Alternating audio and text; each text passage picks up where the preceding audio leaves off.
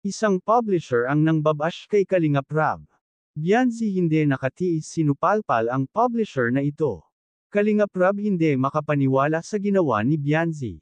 Ito ang pag-uusapan natin maya-maya lamang, pakiusap patapusin ang video para malaman ang nilalaman nito at kung bago ka pa lang sa aking YouTube channel paki-subscribe para lagi kang updated sa video ng mga kalingap. Bago ang lahat mga ka-viewers, isang publisher ang nagsabi na puro magaganda daw ang hinahanap ni Kalingap Rab para matulungan bakit daw ganun puro daw magaganda ang binavlog nito at may mga talento pa. Kung mapapansin daw lahat na tinutulungan ni Kalingap Rab ay talaga naman magaganda at sumisikat dahil sa kagandahan. Dito nga ay umalma si Bianzi sa sinabi ng publisher. Hindi nakatiis itong si Bianzi kaya sinupalpal nito ang publisher.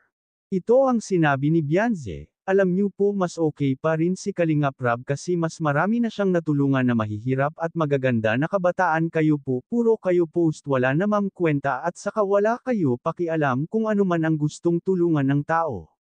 Sila tumutulong kayo hindi, puro kayo salita wala naman gawa. Hindi akalain ni Kalingap Rab na ipagtatanggol siya ni Bianzi.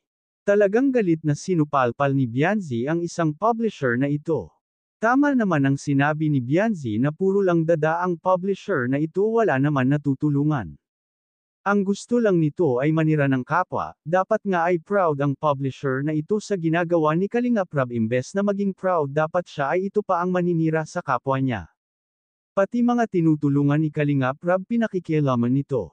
Dito nga ay hindi inaasahan ni Kalingap Rab na ganito ang sasabihin ni Bianzi sa publisher na ito. Ngayon lang nakita ni Kalingap Rab na ganito pala si Bianzi magalit. Kasi sa tinagal-tagal na lagi silang nagkakausap at magkasama ay tahimik lang ito at minsan pa nga na may nasasabi na hindi maganda sa kanya ay umiiyak lang si Bianzi pag may nangbabash sa kanya.